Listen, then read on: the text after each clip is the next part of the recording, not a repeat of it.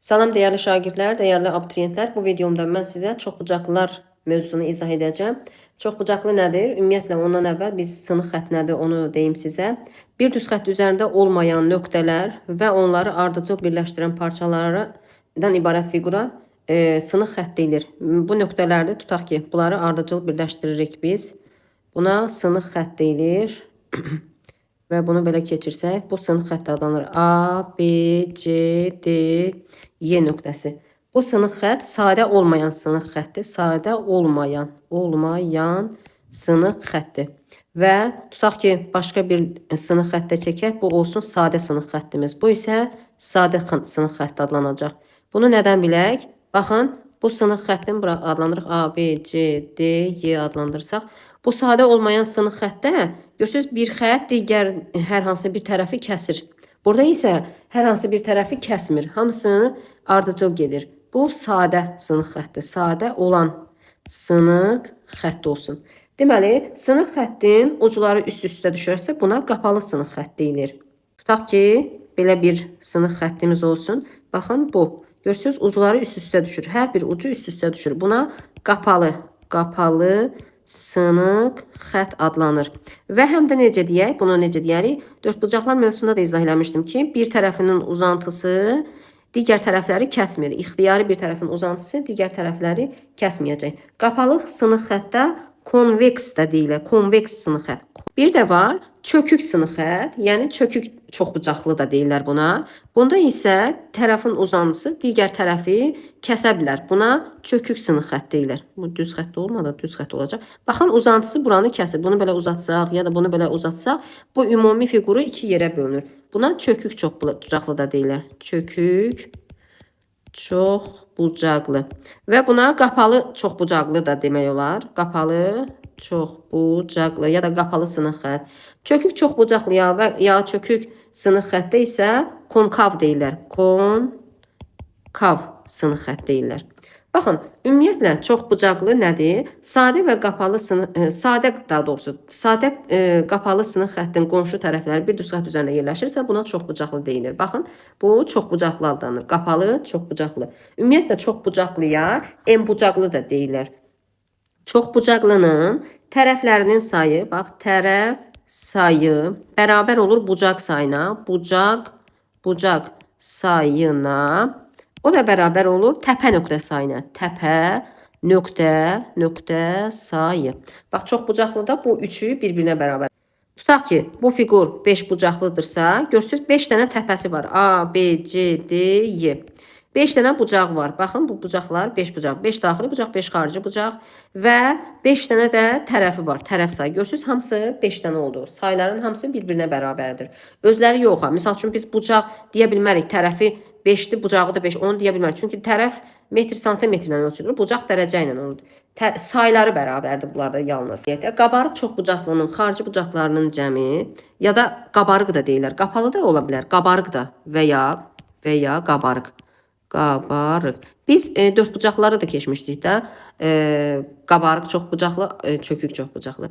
Dördbucaqlı daha doğrusu. Qabarıq çoxbucaqlının xarici bucaqlarının cəmi. Xarici bucaqlarının cəmi 360 dərəcədir. Bu, bütün hamısında belədir. 360 dərəcədir. Bütün çoxbucaqlarda. Amma daxili bucaqlarının cəmi, daxili bucaqlarının cəmi isə bunu düsturla hesablayacağıq. 180 vurulsun, n-2-yə bərabərdir. 2 olacaq. Burada n nədir? N burada tərəf sayıdır. N tərəf sayı olacaq. N burada tərəf sayıdır. Tutaq ki, misallara baxaq. Gəlin bunları biz belə bir işarə eləyək. Çünki bunlar qaydadır. Yəni əsas qaydalardır. Buna aid bir misala baxaq. Tutaq ki, bizə deyir ki, qabarıq çoxbucaqlının, 9 bucaqlının daxili bucaqlarının cəmini tap. Daxili bucaq cəmini tapın. Bunda nə edirik? Bax, tərəf sayı nədir? N. Yəni, n bərabərdir 9 olaq. Düsturumuz nə idi? 180 vurulsun, n-2. Gətirib 9'u yerinə qoyaq. 180 vurulsun, 9 - 2 bərabərdir 180 vurulsun 7-yə. O da bərabərdir 1260 dərəcə. Deməli, qabarıq 9 bucaqların daxili bucaqların cəmi 1260 dərəcəyə bərabərdir. Başqa bir misala baxaq. Tutaq ki, daxili bucaqlarının cəmi, daxili bucaq cəmi 1620 olan çox bucaqlının, təbii ki, qabarıq çox bucaqlıdan gedir. Çox bucaqlının tərəf sayını tap. Tərəf sayını tap deyir. Bizdə əvvəl, baxın, tərəf sayını verib daxili bucaqların cəmini istəyirdik. İndi bu daxili bucaqların cəmini verib tərəf sayı. 180 minus vur n minus 2 bərabərdir 1620 olacaq. Burada da 1620 ilə 180 ixtisar getsə, qalacaq n minus 2 bərabərdir. Burada 1 qalacaq. Burada da 9. Bərabər 9. N də bərabərdir 11. Deməli, bu qabarıq 11 bucaqlıdır. Bizdən tərəf sayını istəyirdi deyə, oldu bunun tərəf sayı. Qabarıq 11 bucaqlıdır. Sonra keçək növbəti qaydamıza. Qabarıq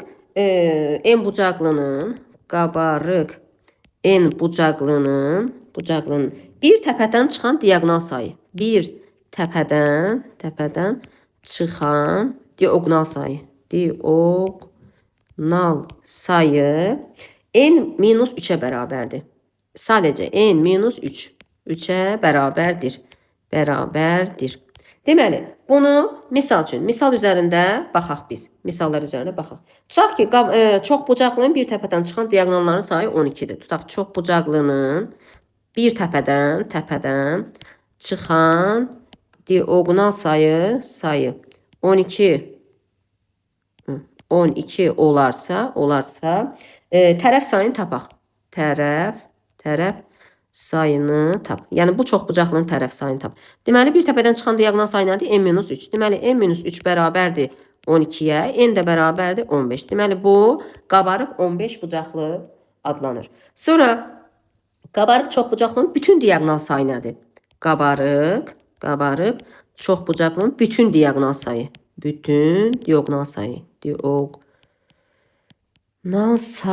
Onda bu düsturumuz isə belə olacaq.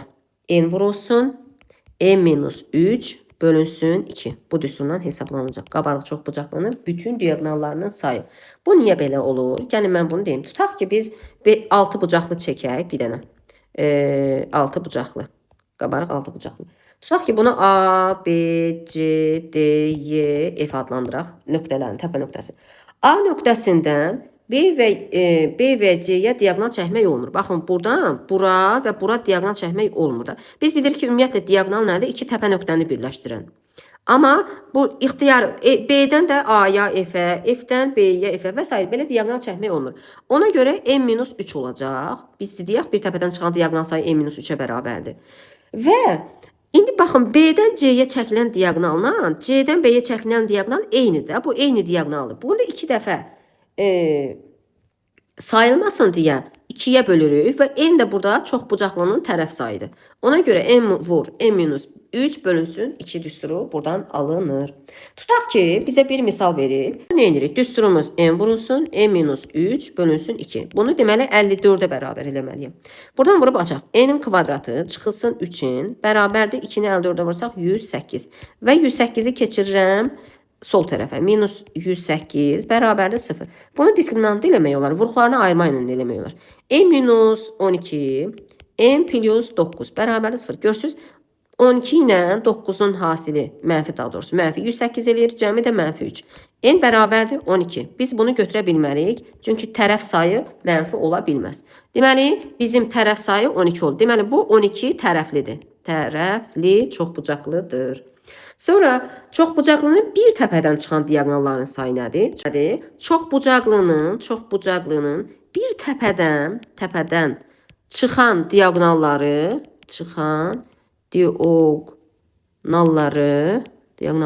onu n-2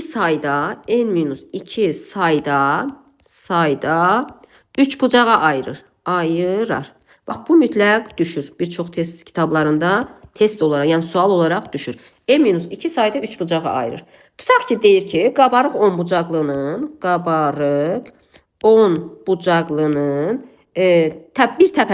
bir təpədən çıxan diaqnalları onu neçə 3 bucağa ayırır. ayırır. Bu zaman nə edirik? Düsturumuz nə idi? N-2. Deməli, bir təpədən çıxan diagonal N-3 sayılı üçbucaq ayırırdı da. Bizdə də 10 bucaqlıdır deyə gətirib N-in yerinə 10 qoyuram. Çünki N burada tərəf sayıdır. Bizdə deyir qabarıq N bucaqlı. 10-2 bərabərdir 8. Onda deməli neçə üçbucağa ayırır? 8 üçbucağa ayırır.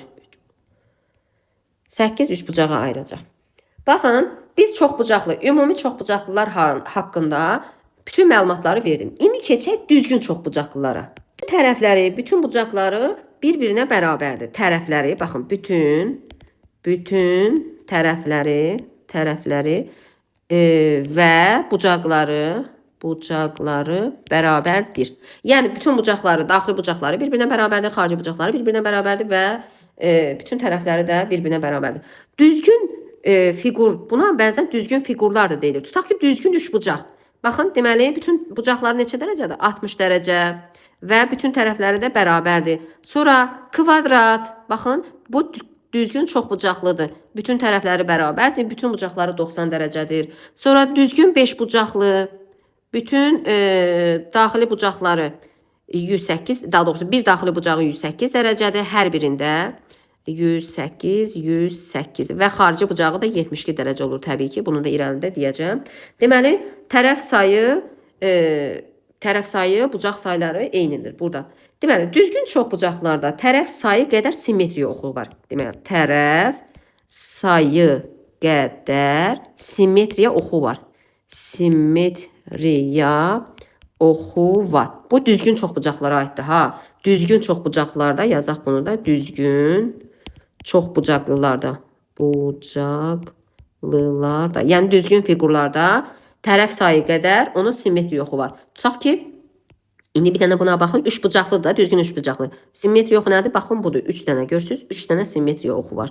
Sonra kvadratda baxın, 4 tərəfi var. 4 dənə də simmetriya oxu var. Simmetriya oxuları bunlardır. 5 bucaqlıdır, düzgün 5 bucaqlıdır. Baxın, 5 dənə simmetriya oxu var. Hamısı simmetriya oxu, yəni bu fiquru tam yarı bölən oxdur. Bu deməkdir.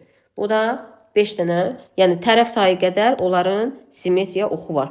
Sonra indi keçək düzgün fiqurlarda, yəni düzgün çoxbucaqlarda bir bucaq sayı, bir daxili bucaq sayı, bir xarici bucaq sayı və s. Bunları izah edeyim mən sizə.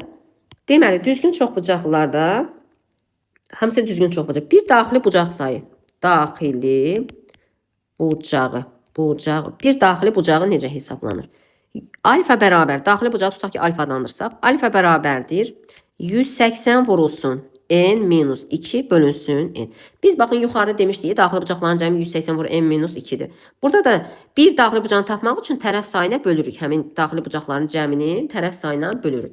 Sonra düzgün çoxbucaqlardan bir xarici bucağı.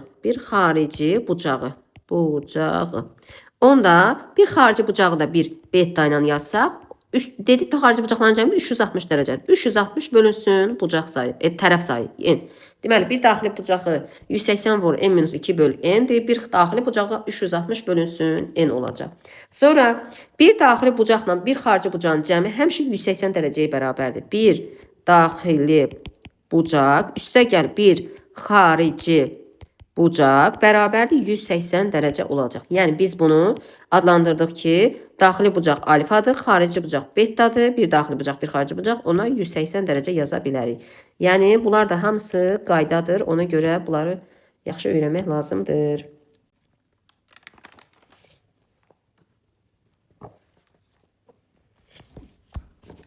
İndi gəlin bunlara aid suallara baxaq. Tutaq ki, deyir ki, düzgün 8 bucaqlının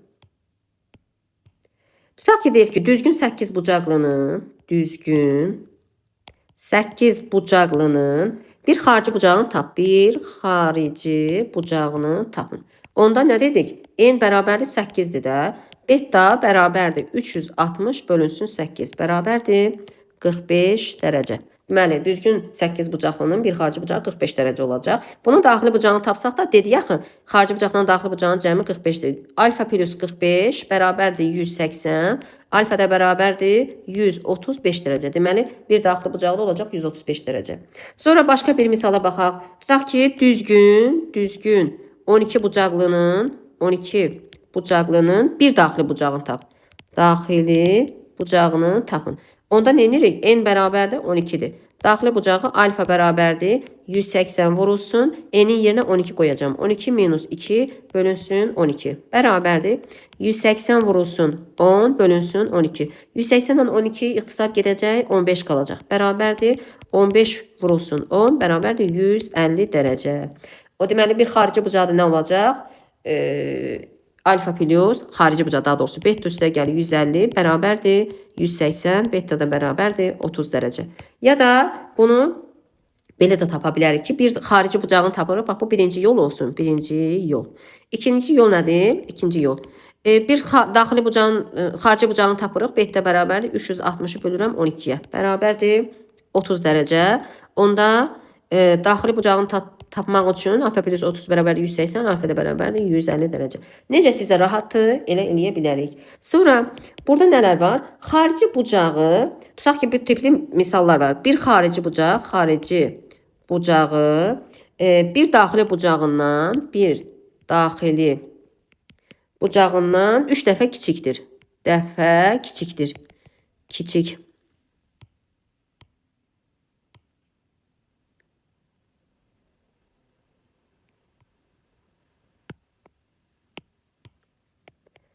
Kiçik olarsa tərəf sayını tap deyir. Tərəf sayını tap. Bunu belə eləyə bilərik. Bax, birinci yol. Birinci yol belə eləyə bilərik ki, bir daxili bucağını tapırıq. Ya da belə eləyək. Bir daxili bucağı neçə dərəcədir? 180 vur n minus 2 bölünsün n'dir. Bərabərdir. Bir xarici bucağı neçə dərəcədir? 360 bölünsün n. Bu bundan kiçikdirsə mən bunu 3'ə vurmalıyam. Onda n'lər ixtisar gedəcək. 360 ilə də 180 ixtisar gedir. Burada 2 qalır. Deməli n minus 2 bərabərdir. 2'ni 3'ə vursam 6. N də bərabərdir 8. Deməli bu düzgün 8 bucaqlı imiş. İkinci yol nədir? İkinci yol. Biz dedik ki, daxili bucağı 3x qəbul edirəm. Xarici bucağı da x dedik. Yaxı bu bundan 3 dəfə böyükdür. Onda bunların cəmi nədir? 180 dərəcə. 4x bərabərdir 180, x bərabərdir 45 dərəcə.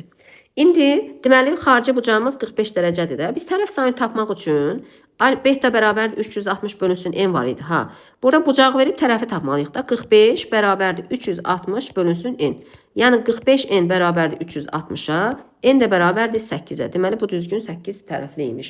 Baxın, bu qayda ilə də birinci yolla da tapa bilərik, ikinci yolla da tapa bilərik. Sizə hansı rahatdırsa onu tapaq. Sonra tutaq ki, belə bir sual verir. Deyir tərəf sayı diagonal sayından 4 dəfə az olarsa, 4 dəfə az olan çox bucaqlının tərəf sayını tap. Tərəf sayını tapın. Yəni n. N bərabərdir suala. İndi biz dedik ki, bütün diagonalların sayı nə idi? N vurulsun n minus 3 bölünsün 2. Tərəf sayı nə idi? N.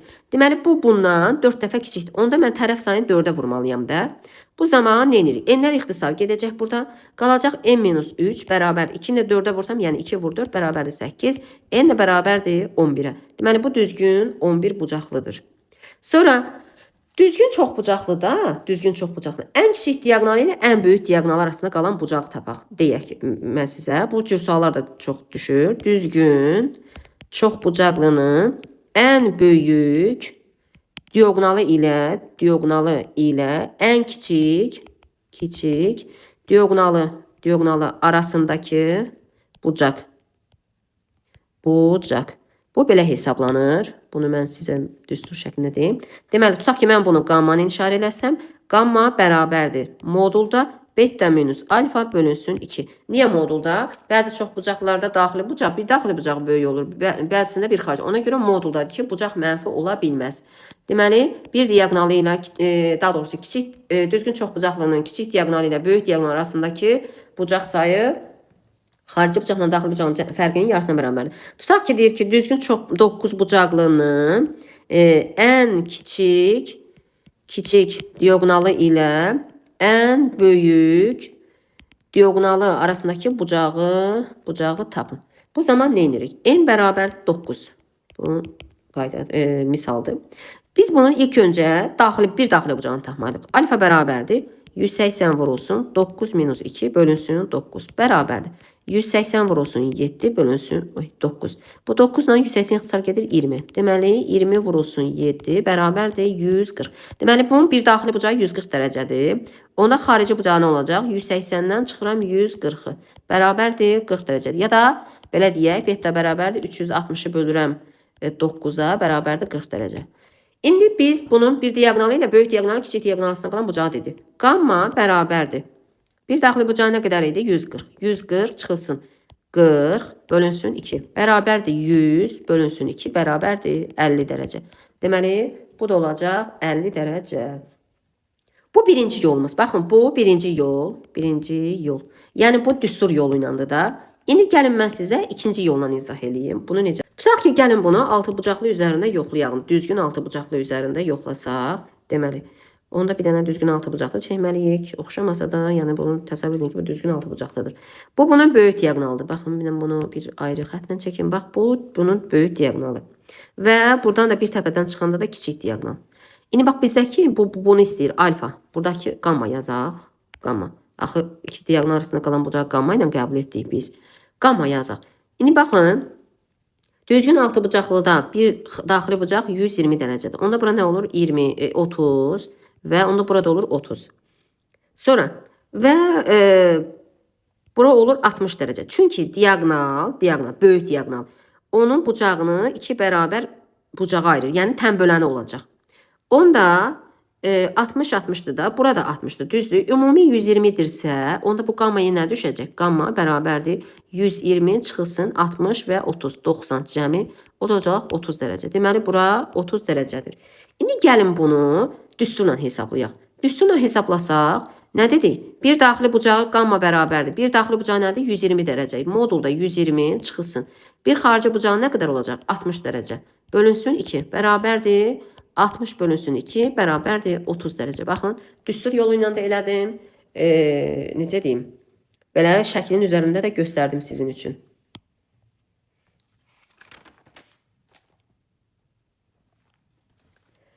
Sonra düzgün çoxbucaqlının perimetri. Düzgün çoxbucaqlının perimetri. Perimetri. Belə hesablanacaq. P bərabərdir. P bərabərdir. Tərəf sayı vurulsun tərəfin özü.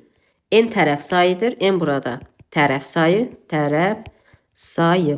A isə tərəfin uzunluğu. Tərəfin uzunluğu. Uzunluğu. Yəni ölçüsü. Uzunluğu.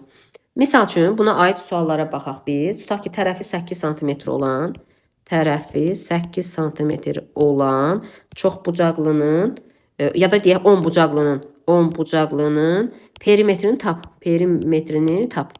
Onda nə edirik? Tərəfi 8'dir. Yəni A bərabərdir 8'dir. Sayı da 10'dur. N bərabərdir 10. Perimetri 10 vurulsun 8 bərabərdir 80 cm olacaq. Sonra tutaq ki, belə bir sual verə bilər. Bir xarici bucağı 40 dərəcə olan, çoxbucaqlının tərəfi 12 cm olarsa perimetrini tap. Biz ilk öncə nə etməliyik? Bunun tərəf sayını tapmalıyıq. Çünki tərəfin özünü, yəni A'nın uzunluğunu, tərəfin uzunluğunu bizə verib 12. Bir xarici bucağı nə idi? Beta. Beta bərabərdir 360 bölünsün N. İndi buradan bucağı verib, yəni bettanı verib 40 dərəcə. Biz tərəf sayını tapmalıyıq. 40 N bərabərdir 360, N bərabərdir 9. Deməli, düzgün 9 bucaqlıdır və tərəfi də 12'dir. Perimetri də P bərabərdir 12 vurulsun 9 bərabərdir 108 cm. Bu da bunun perimetri. Sonra düzgün çoxbucaqlının daxili bucaqlarının, daha doğrusu daxilinə çəkilmiş çevrəsinin radiusu ilə xarici çəkilmiş çevrəsinin radiusu üst-üstə düşür. Bax, daxilə çəkilmiş çevrənin radiusu. Bu çəkilmiş çevrənin radiusu kiçik R hərfi ilə işarə olunacaq. Necə ki, 4 bucaqlarda vardır. Xaricə çəkilmiş çevrənin radiusu isə çəkilmiş çevrə radiusu. Bu isə böyük R hərfi ilə işarə olunacaq. İndi bunlar arasında düsturlar var. Gəlin bu düsturlara baxaq biz. Birinci düsturumuz belə olacaq. Bunları mən ardıcıl yazım sizə. Birinci düsturumuz. Böyük R bərabərdir. A bölünsün. A bu da çoxbucaqlının tərəfin uzunluğudur. 2 sinus 180 bölünsün n. N burada tərəf sayıdır bildiyimiz kimi. İkinci düsturumuz r bərabərdir kiçik r, yəni daxilə çəkilmiş çevirən radiusu. A bölünsün 2 tangens 180 bölünsün n. Yenə n burada tərəf sayıdır, A burada tərəfin uzunluğudur. Sonra və indi bu ikisi arasında əlaqə var. Üçüncü, kiçik r bərabərdir. Böyük radius, böyük r vurulsun kosinus 180 bölünsün n olacaq. Və ən son dördüncü düsturumuz isə belə olacaq. Böyük r-in kvadratı çıxılsın kiçik r-in kvadratı bərabərdir. Tərəfin kvadratı bölünsün 4-ə. Baxın, bu düsturdan da istifadə etmək işimizə yarayacaq. Tutaq ki, bizə deyir ki, tərəfi 4 kök altında 3 sm olan və xarici çəkilmiş çevrəsinin radiusu, yəni xaricə, böyük R. Böyük R, xarici çəkilmiş çevrənin radiusu 3 kök altında 2 olan çoxbucaqlının tərəfini tapın. Çoxbucaqlının ya da tərəfini deməyək. Tərəfini verib bizə üzr istəyirəm. Daxilə çəkilmiş çevrəsinin radiusunu tap. Yəni kiçik r-i tapın. Bu ən sonuncu düsturdan istifadə edəcəyik. Deməli tərəfi A. A bərabərdir 4 kök altında 3. Böyük radius bərabərdir 3 kök altında 2 verib. Ən sonuncu baxın bu düsturdan istifadə edəcəm. Deməli 3 kök altında 2-nin kvadratı üstə gəl. Yox, çıx. Kiçik radius bərabərdir 4 kök altında 3-ün kvadratı bölünsün 4. 3 kök altında 2-nin kvadratı 18 çıxılsın. Kiçik radius burada kvadrat olmalıdır. Kiçik radiusun kvadratı bərabərdir. Bunu da kvadrata yüksəltsək eləyəcək 16 vur 3 kimi və 4 bölünsün 4. Bunlar yaxçar gedir 4. Yəni 12-yə bərabərdir. Buradan da r kvadratı bərabərdir 18 çıxılsın 12 bərabərdir 6. Kiçik radiusla bərabərdir kök altında 6. Deməli bizim kiçik radiusumuz, yəni daxilə çəkilmiş çevrəsinin radiusu da kök altında 6-ya bərabər olacaq. İndi biz ən çox işlənilən düzgün fiqurlardan çoxbucaqları deyim sizə. Ən çox düzgün 5 bucaqlı işlənir, düzgün 6 bucaqlı, 12 bucaqlı da çox az haldır. Düzgün 5 bucaqlı. Düzgün 5 bucaqlının xassələrinə baxaq. Bu hansıdır? Gəlin birinci çəkək düzgün 5 bucaqlımızı. Biz bir daxili bucağına baxacağıq, bir xarici bucağına və tərəf sayı, perimetri və s. bunlara baxacağıq. Deməli, birinci halda bir daxili bucağı olacaq 108 dərəcə. Yəni bu hardan alınır? Alfa bərabərdir 180 vurulsun. Biz dedik 5 bucaqlıda 5 minus 2 bölünsün 5. Burada 5 ilə 180 ixtisar gedir 36 qalır. 36 vurulsun 3 bərabərdir 108 dərəcə. Sonra ikinci bir xarici bucağı bərabərdir 72 dərəcə olacaq. Bu da bir xarici bucaq düsturundan beta bərabərdir 360 bölünsün 5 bərabərdir 72 dərəcə. Sonra bütün diagonalları bərabərdir. Bunu bilirik. Üçüncü halda baxaq. Bütün diagonalları bərabərdir. Sonra 5 dənə simmetriya oxu var. 5 simmetriya oxu var. Biz dedik ki, düzgün fiqurların tərəf sayı qədər simmetriya oxu var. Perimetri P bərabərdir 5A-dır və ümumi sahə A, B, C, D, Y bərabərdir 5 dənə sahəyə bərabərdir. Baxın, bu 4-cü, 5-ci və 6-cı. İndi bu sahə niyə belə alındı? Baxın, mən bunlar hamısı fiqurlardır və hamısı sahələri bərabər olan hamısı sahələri bərabər olan üçbucaqlardır. A, B, C, D, Y. Yəni biz bu ümumi 5 bucaqlının sahəsini tapmaq üçün bu bir üçbucağın sahəsini 5-ə vursaq olacaq. Deməli tərəfləri də olacaq A, perimetri də olacaq 5A-ya bərabərdir. Və bu düzgün 5 bucaqlı haqqında məlumat. İndi keçək düzgün 6 bucaqlı nədir? Düzgün 6 bucaqlı. Düzgün 6 bucaqlıda biz ilk öncə şəklini çəkim. Bunu mən silim. İlk öncə buradan şəklini çəkək. Və biz bilirik ki, düzgün 6 bucaqlıda da tərəf sayı eynidir, bucaq sayı eynidir və perimetri və s. Bunların hamısını deyək. Tərəflərinə bir A, hamısına A yazaq. A. Sonra birinci halda nədir? Bir daxili bucağı nə olacaq? Bir daxili bucağı bərabərdir 120 dərəcə. 120 dərəcə. Bunu da artıq yazmıram. Yəni düsturla hesablanır. İkinci halda bir xarici bucaq, bir xarici bucağı bərabərdir olacaq 60 dərəcə. 60 dərəcə. Sonra üçüncü halda perimetri P bərabərdir 6A olacaq. Sonra dördüncü halda deməli 9 diagonalı var. Diagonalı var. Deməli bu 9 diagonalın 3'ü böyükdür.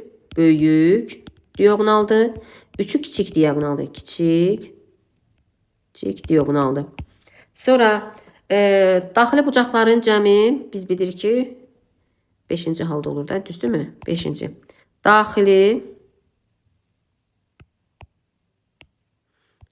Daxili bucaqlarının cəmi olacaq 720 dərəcə.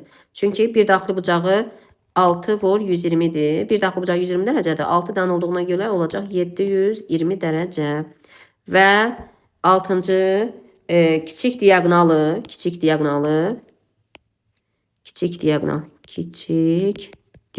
yəni D kiçik bərabərdir. Tərəfin kök altında 3 mislinə bərabərdir.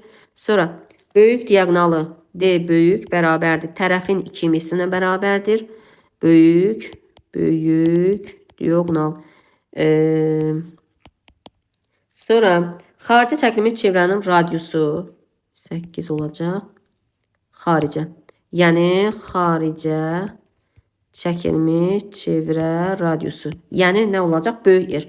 Böyük R böyük diagonalın yarısına bərabər. D böyük bölünsün 2. O da olacaq.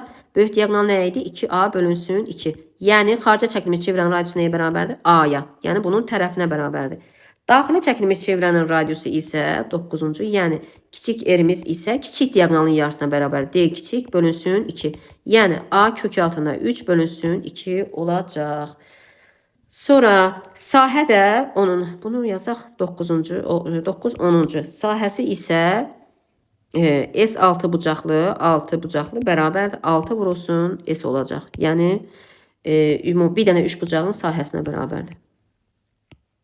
Sahəsi isə S6 bucaqlı bərabərdir. 6 vurulsun bir dənə 3 bucağın sahəsinə bərabər olacaq. İndi bu daxilə çəkilmiş çevrənin radiusu yazaq. Belə daxilə çəkilmiş çevrənin radiusu. Tutaq ki, bu niyə belə olur? Gəlin indi bunların hamısını mən sizə deyim. Daxilə çəkilmiş çevrənin radiusu filan necə olur? Bax, düzgün altı bucaqlıda bunun üzərində eləyə bilərəm əslində. Düzgün altı bucaqlıda baxın belədir də. Burada diagonalları çəksək 3 bucaq alınır burada. Düzgün 3 bucaqlar alınır. Yəni düzgün 3 bucaqlar. Bərabər tərəfli 3 bucaqlar. Bu daxilə çəkilmiş çevrənin radiusu budur. Baxın, kiçik R. Bu olacaq kiçik R-imiz. Bu kiçik R düzgün 3 bucağın hündürlük tənbölən median var idi. Ha, o düstur. Bax gördünüz, düzgün 3 bucaqda hündürlük tənbölən nəyə bərabərdir median? A kök 3 bölü 2. Görürsünüz, baxın budur. Ona görə daxilə çəkilmiş çevrənin radiusu da budur. Xarici çəkilmiş çevrənin radiusu isə, yəni böyük R.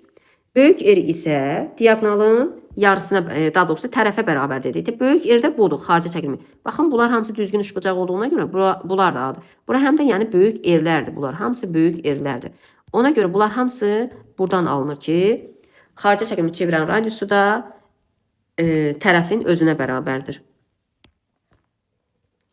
Və bunlar hamısı düzgün üçbucaqların sahələridir. Bax, bunlar hamısı sahələri bərabərdir. S. Ümumi altıbucaqlının sahəsini tapmaq üçün biz bir dənə üçbucağın sahəsini 6-ya vursaq, onun ümumi altıbucaqlının sahəsini tapa bilərik. Və ən sonda düzgün 12 bucaqlıya baxaq. Birinci perimetri P bərabərdir təbii ki 12A olacaq. Sonra ikinci halda bir daxili bucağı, üçüncü halda bir xarici bucağı yazaq. Bunlar bərabərdir.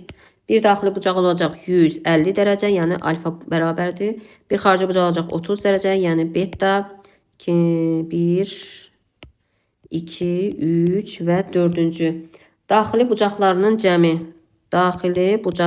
cəmi bərabərdir olacaq. Deməli 12 bucaqlıdırsa bir daxili bucağı 150'dirsə 150'ni vuracağım 12'yə bərabərdir. 1800 dərəcə olacaq. 5-ci halda xarici bucaqların cəmi 1, 2, 360 dərəcədir. Sonra burada diagonallar sayı var. Diagonal sayı, yəni ümumi diagonal sayı 54 dönədir. Sonra 5-ci, 6-cı desək, böyük diaqonalı D böyük yazıram. Böyük diaqonalı, yəni D böyük, D böyük bərabərdir.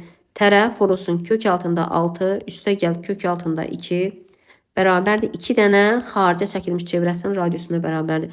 Və kiçik diaqonalı D kiçik bərabərdir. Bu dəfə tərəfi yarı bölürəm və kök altında 6, üstə gəl kök altında 2 bərabərdir. Yerə bir dənə xaricə çəkilmiş çevrənin radiusuna bərabərdir. 7-ci olsa bu kiçik diaqonal idi. Kiçik diaqonal. 8-ci isə xaricə çəkilmiş çevrəsinin radiusu və daxilə çəkilmiş çevrənin radiusu. Yəni böyük R və kiçik R. Xaricə çəkilmiş çevrənin radiusu böyük R bərabərdir. A vurulsun kök altında 6, üstə gəlinsin kök altında 2, bölünsün 2. Yəni kiçik diaqonala bərabərdir. Kiçik çevrənin radiusu da, yəni kiçik R, A vurulsun 2, üstə gəl kök altında 3, bölünsün 2-yə bərabərdir. Bu qədər dəyərli şagirdlər, mən sizə ümumi çoxbucaqlılar və düzgün çoxbucaqlılar haqqında geniş məlumat verdim. Görüşərik. Kanalıma abunə olun, bəyənməyi, bildirməyi, dəstək olmayı unutmayın. Təşəkkür edirəm.